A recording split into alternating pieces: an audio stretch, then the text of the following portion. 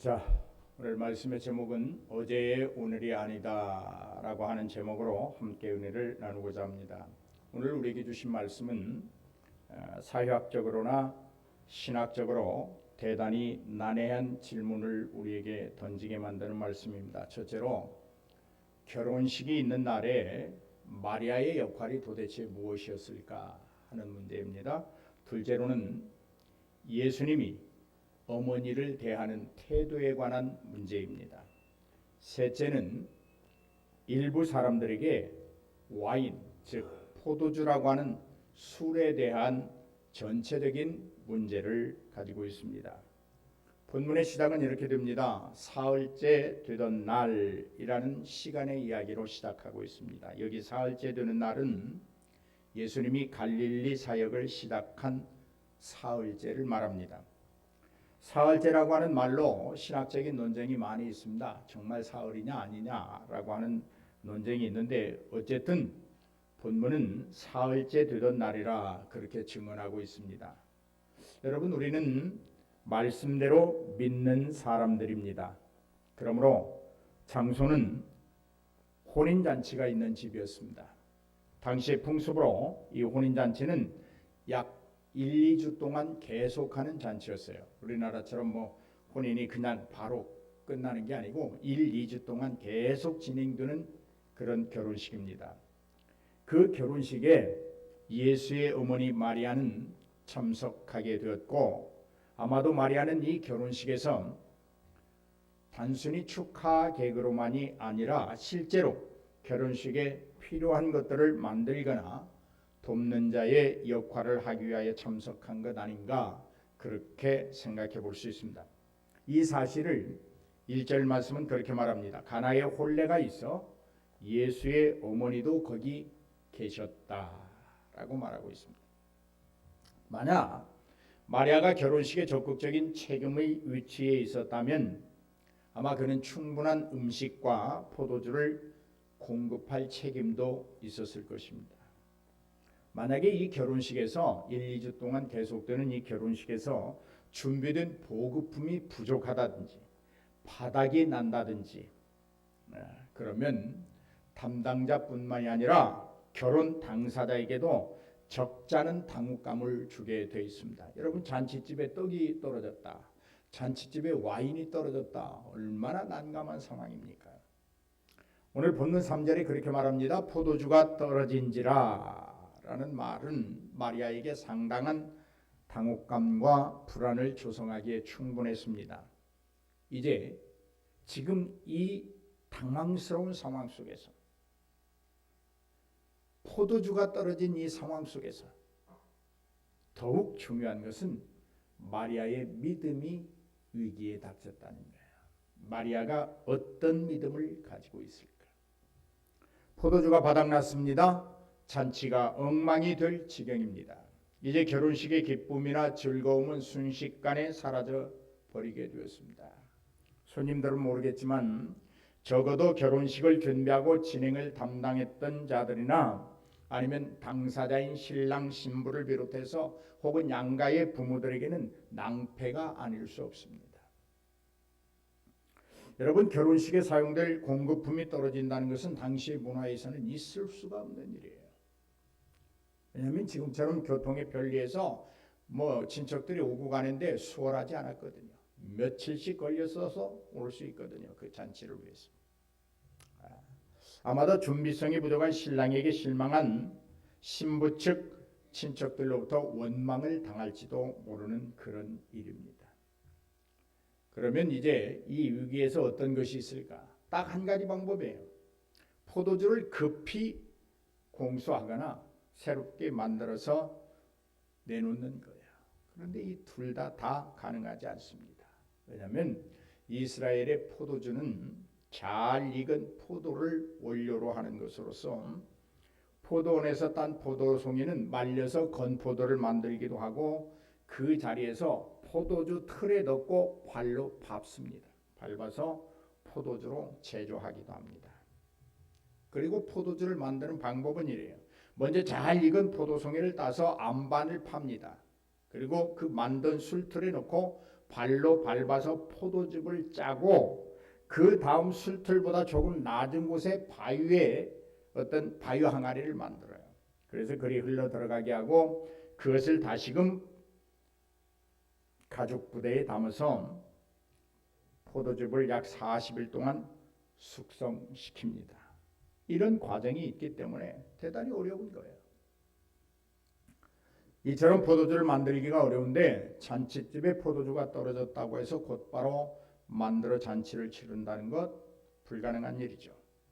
그렇다고 해서 이웃 동네에 가서 포도주를 사오거나 빌려올 수 있는 지역도 아닙니다. 매우 난감합니다.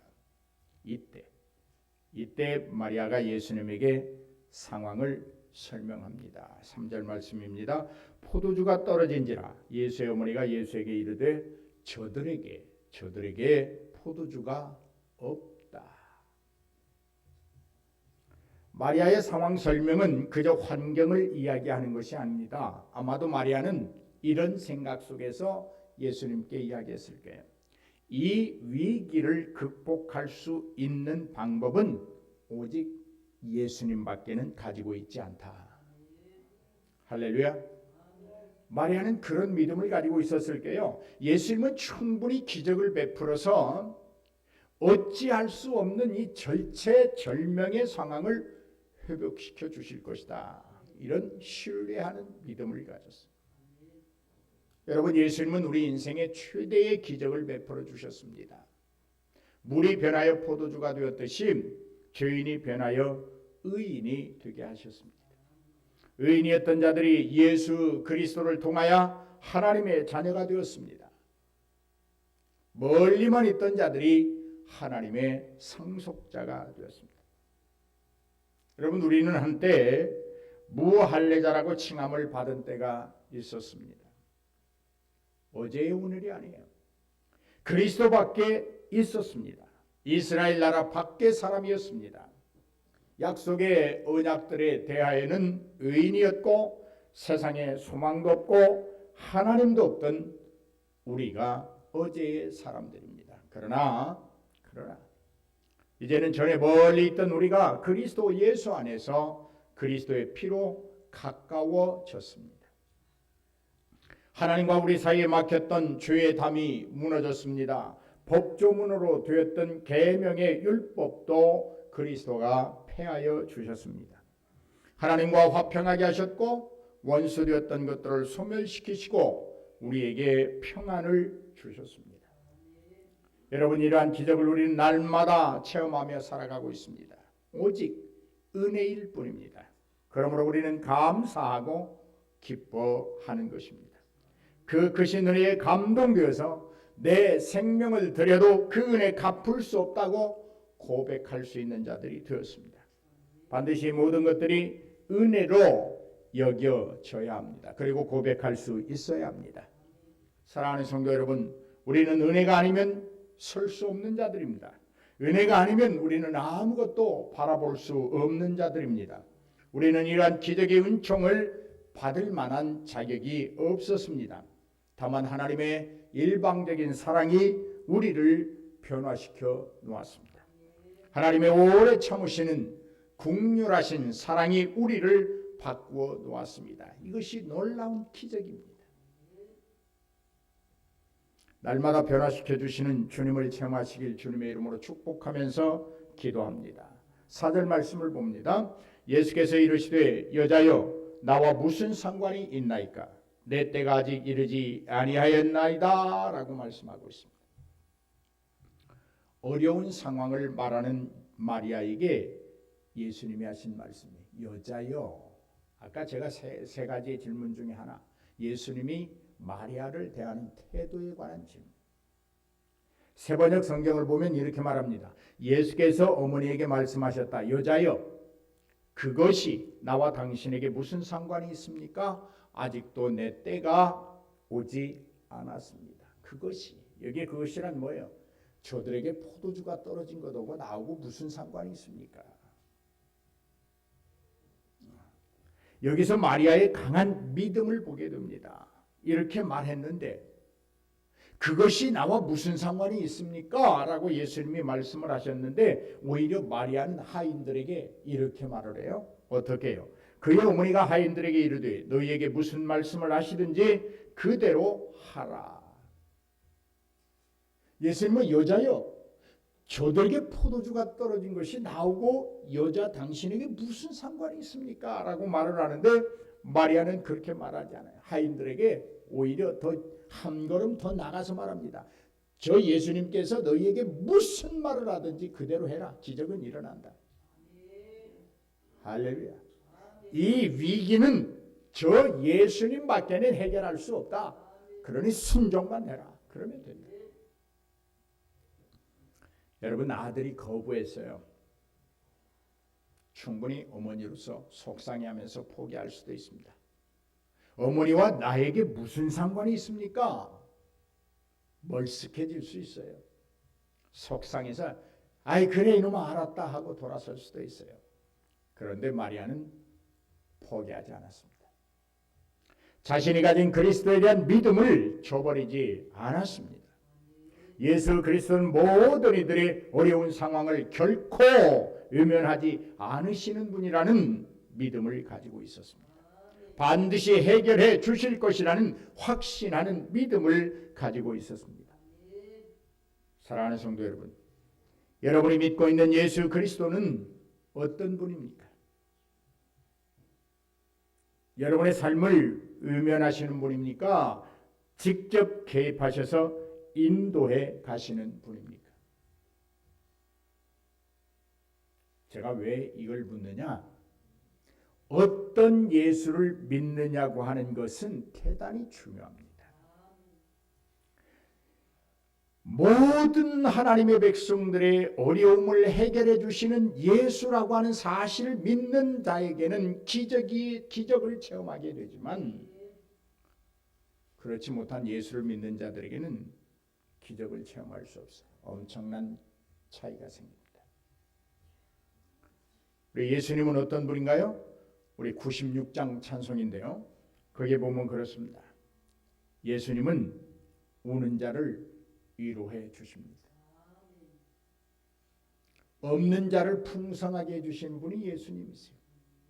천한 자를 높여주십니다. 죄에 잡힌 자들을 놓아 자유롭게 하십니다. 약한 자를 강하게 하십니다. 보지 못하는 자들의 빛이 되시고 병든 자를 고쳐주시는 분, 그분이 우리가 믿는 예수님입니다.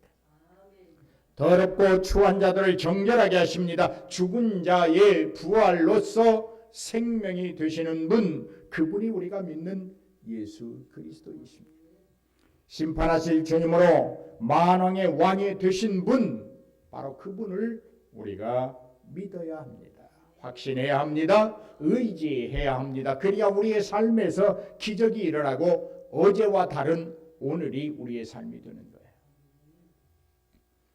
여러분, 하나님이 주신 믿음은 포기하지 않습니다. 어떠한 어려움 속에서도 포기하지 않는 믿음이 하나님이 은혜로 베풀어 주시는 믿음인 거예요. 1511년에 가을이었습니다. 마르틴 루터가 로마를 방문했습니다. 그곳은 성교와도 같은 곳이었어요. 특히 성계단 성당은 예수님이 빌라도에게 재판을 받기 위해 오르셨던 계단을 예루살렘에서 로마로 옮겨놓은 성지 중에 성지였습니다. 수많은 순례자가 그 계단에 입을 맞추면서 무릎을 꿇은 채로 계단을 기어 올라갑니다. 당연히 루터도 무릎을 꿇고 오르기 시작했습니다. 무릎에서는 피가 흘렀고 그래도 꼭대기에 오르기만 하면 구원받는다는 말 때문에 모진 고통을 참았습니다. 그런데 온몸에 고통을 느끼고 피를 흘리며 오르고 있을 때 갑자기 이 루터의 머릿속에 떠오르는 말씀이 있었습니다. 로마서 1장 17절 말씀입니다. 복음에는 하나님의 의가 나타나서 믿음에 이르게 하나니 기록된 바 오직 의인은 믿음으로 말미암아 살리라 라고 하는 말씀입니다. 바로 로마서 1장에서 3장을 거쳐 하나님의 의, 즉 죄로부터의 구원은 예수 그리스도를 믿는 믿음을 통해서만 가능하다는 것을 분명히 밝혀주고 있습니다. 아무리 선한 일을 많이 하고 선을 많이 베풀어도 오직 믿음으로만 구원을 얻는다고 말합니다. 제 아무리 성격이 좋아도 예수 없이는 천국에 들어갈 수 없다고 말합니다. 아무리 아는 것이 많아도 예수 그리스도를 믿지 않으면 의롭다함을 얻지 못한다고 말합니다. 세상을 다 가지고 있다고 할지라도 예수 없이는 지옥에 갈 수밖에 없다고 말합니다. 그런데 여러분, 야고보는 좀 다른 면을 이야기하고 있는 것처럼 우리를 착각하게 만듭니다. 야고보서 2장을 보면 믿음 하나만으로는 구원을 얻을 수 없다는 것처럼 보일 수 있습니다. 왜냐하면 야고보는 행함을 강조하고 있거든요. 행함으로 믿음이 온전해진다고 말하고 있기 때문이죠. 2장 22절을 보면 내가 보거니와 믿음이 그의 행함과 함께 일하고 행함으로 믿음이 온전하게 되었다. 자칫 잘못 들으면 구원을 얻으려면 행함이 필요하다는 말처럼 들릴 수 있습니다. 야고보가 행함을 강조하는 믿음을 말한 것이 이번만은 아닙니다. 17절의 말씀을 보면 이와 같이 행함이 없는 믿음은 그 자체가 죽은 것이라. 20절입니다. 아하, 헛하는 사람의 행함이 없는 믿음이 헛것인 줄을 알고자 하느냐라고 3번씩이나 행함과 믿음을 같이 말하고 있습니다. 바울과 야고보가 믿음에 대하여 여러분 다른 말을 하고 있을까요? 결코 그렇지 않습니다. 오히려 믿음과 행위가 가지는 연관성에 대하여 말하고 있는 거예요. 바울이 구원을 받기 전에 믿음에 관하여 말하고 있다면 야고보는 구원받은 다음에 믿음에 관하여 말하고 있는 거예요. 그러니까 구원받기 전에 믿으면 예수 그리스도를 주라 시인하고 마음으로 믿어 입으로 시인하면 구원을 얻습니다. 그것이 바울이 말하는 구원받기 전의 믿음입니다. 야고보가 말하는 믿음은 구원받은 다음에 믿음을 말하고 있는 거예요. 이 동전과 같아요. 동전의 양면과 같아요. 여기서 우리는 다시 본문으로 돌아가 보십시다. 믿음은 평상시에는 그 위력을 발휘하지 않습니다. 못합니다. 보이지 않습니다. 그러나 믿음은 어려움을 당할 때 반드시 믿음이 가지고 있는 능력을 다 활용할 수 있도록 그 사람 각자에게 역사하는 줄로 믿습니다. 믿음의 역사라는 것이 그런 거예요. 마리아가 예수님에 대하여 아무리 강한 믿음을 가지고 있었다 해도 여자여 그것이 나와 무슨 상관이 있습니까? 라고 말했을 때 돌아서 버리고 포기해버리고 기분 나빠해서 멈춰버렸다면 그의 믿음은 아무런 역사가 나타나지 않는다. 마리아가 그 믿음을 활용하지 못했다면 그 믿음은 행함이 없는 믿음에 불과한 거예요. 믿음의 행함은 곧 믿음이 가지고 있는 능력을 눈에 보이도록 역사하는 것입니다. 여러분, 믿음은 행함으로 온전해집니다. 여기 온전해진다는 말은 행함으로 믿음의 능력이 나타난다, 그런 말이에요.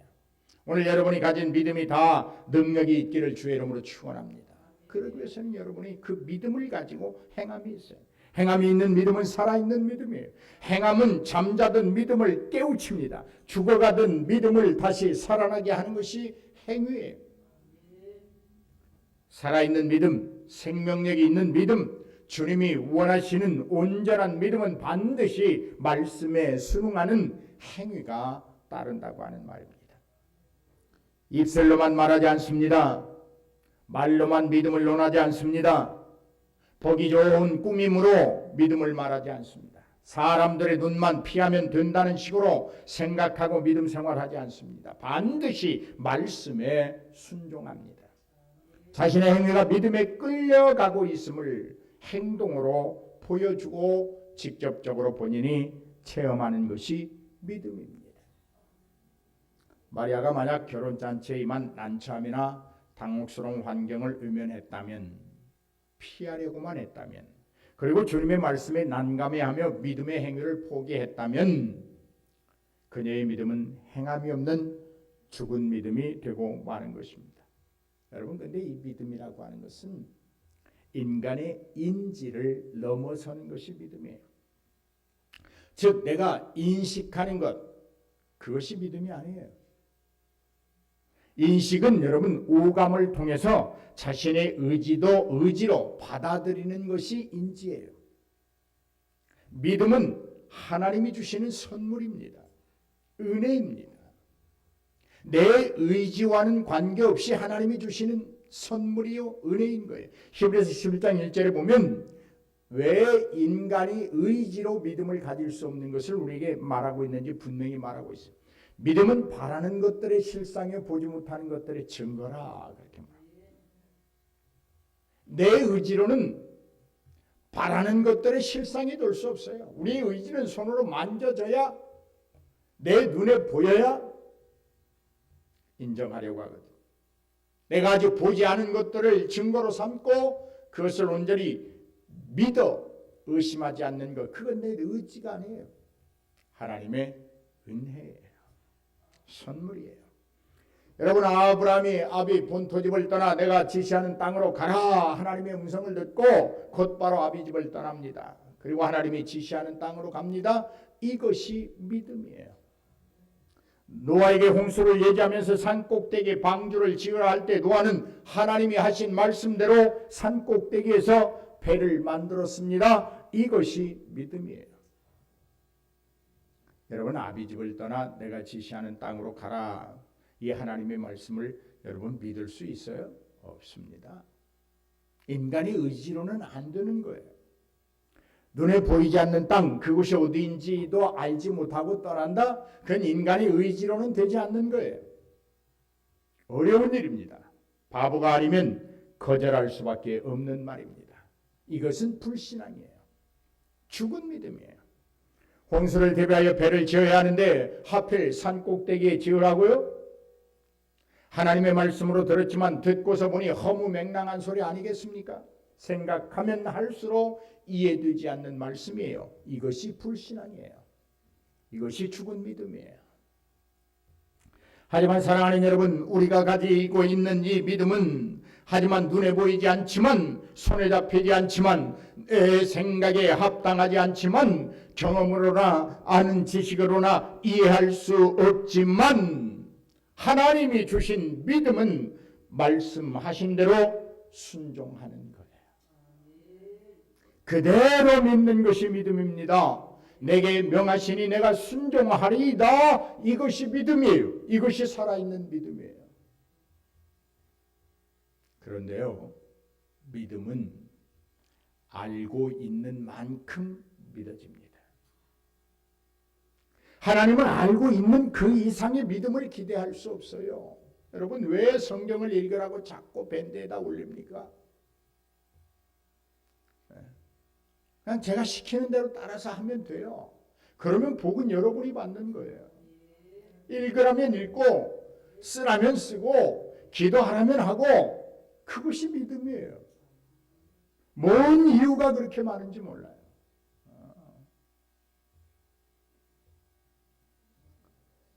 여자여, 그것이 나와 무슨 상관이 있습니까? 아직 내 때가 되지 않았습니다라는 말씀에도 불구하고 예수 그리스도가 가진 그 능력과 기적을 믿는 것, 그것이 믿음이에요.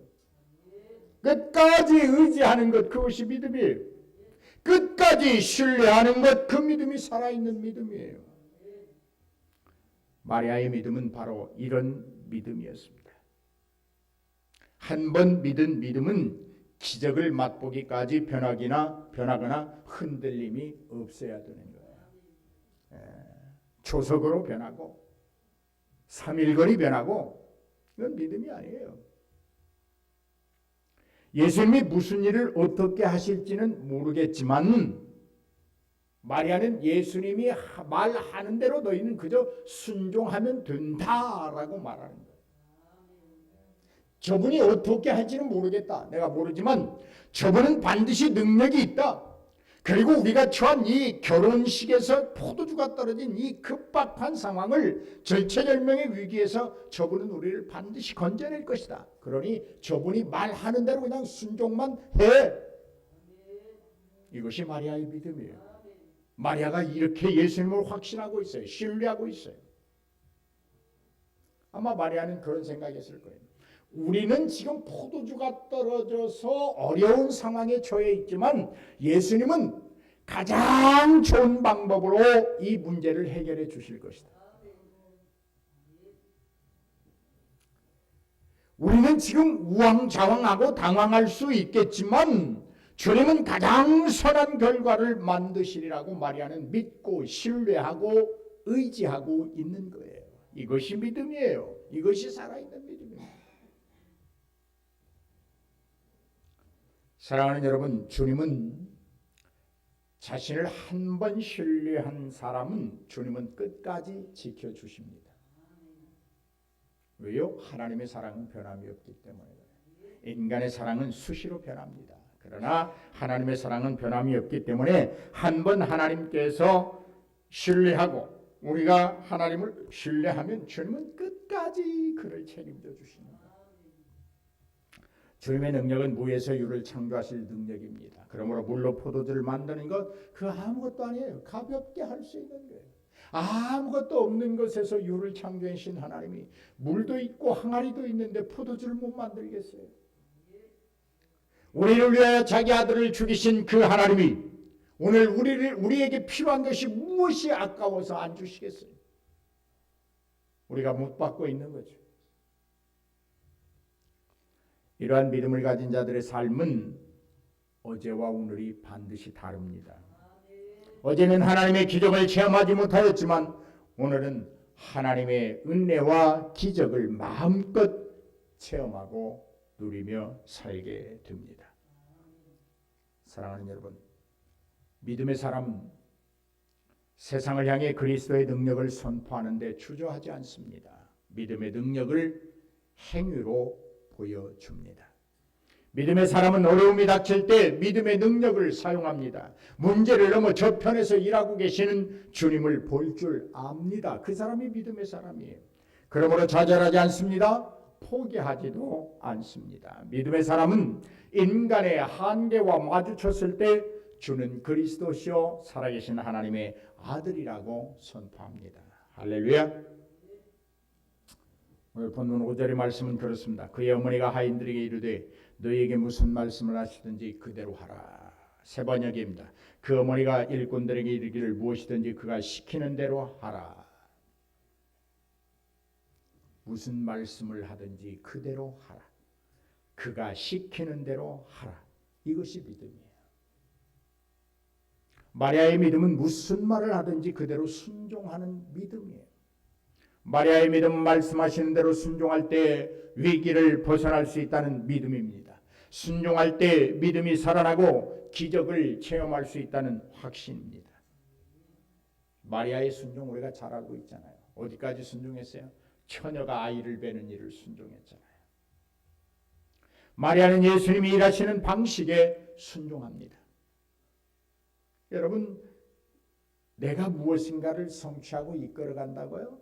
불가능한 일이에요. 세상은 그렇게 여러분을 놔두지 않습니다. 예수님이 우리 속에 오셔서 우리에게 가장 사랑, 우리의 의지로는 왜 이럴까라고 하지만 하나님이 내 속에서 그게 가장 선하고 좋은 길이기 때문에 그렇게 인도해 가시는 거예요. 예수님은 자신의 인간적 아들을 넘어선 하나님이라는 것에 대한 확고한 믿음을 가지고 있는 것이 마리아예요. 이게 내 아들이야 그러지 않았어요. 하나님이야. 우리가 교회에서 성도들을 대하든지 목사를 대하든지 하나의 인간으로 보면 그냥 쥐어 패고 싶을 때도 있죠. 그러나 하나님께서 사랑하신 하나님의 자녀라고 보면 눈 찔끔 감고 갈 수 있어요. 믿음은 예수님께 순종하는 것입니다. 순종은 우리가 예수님을 사랑한다는 증거가 됩니다. 순종으로 행함을 보이는 믿음은 우리가 예수님의 제자라는 증거입니다. 믿는 자의 삶의 핵심이 뭘까? 믿는다고 하는 자의 삶의 핵심이 뭘까? 믿음의 핵심이 뭘까? 다른 거 없어요. 말 잘하는 것, 예쁜 것, 돈 있는 것, 권력 누리는 것 아무것도 아니에요. 뭐가 핵심이에요? 순종이에요. 순종. 순종.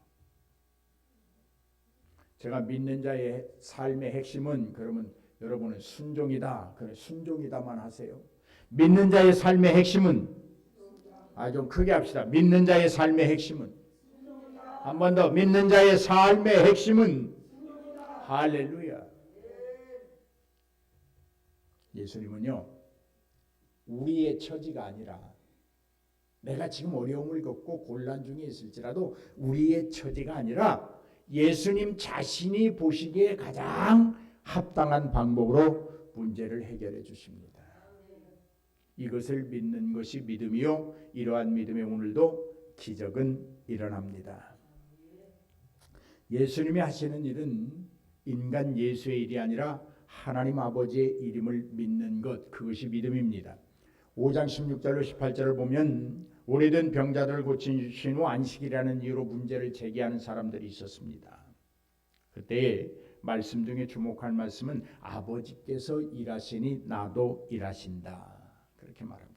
지금 예수님이 하고 있는 일은 하나님의 일이라는 거예요. 이 말씀은 예수님이 우리를 위해 하시는 모든 일은 신뢰할 만하다는 거예요. 왜? 하나님의 일이니까. 믿을 만하다는 거예요. 왜? 하나님의 일이니까. 능력자이시고 존재하신 하나님의 일이니 우리가 신뢰하지 못할 것 없고 믿지 못할 것 없다. 그런 말이에요. 하나님의 일에는 여러분 실패가 없습니다. 믿습니까? 모자람도 없습니다. 부족하여 빌리로 다닐 일이 없습니다. 잘못되어 다시 수정할 일도 없습니다. 세상을 창조하신 하나님이 하시기 때문입니다. 이것을 믿는 믿음이 하나님이 주신 믿음이며 마리아가 가진 믿음이요 어제의 오늘이 아니라 오늘 우리가 가져야 될 지내야 될 믿음입니다. 이러한 믿음은 어제와 오늘을 차이나게 합니다. 분명 오늘은 어제와 다름을 알게 합니다. 어제는 기적을 체험하지 못하고 맛보지도 못했지만 오늘은 기적을 체험합니다. 하나님의 선하심을 맛보아 알게 됩니다. 믿는 자에게는 능치 못할 일이 없다는 말씀이 내 삶에서 이루어지고 있다는 것을 체험하게 합니다.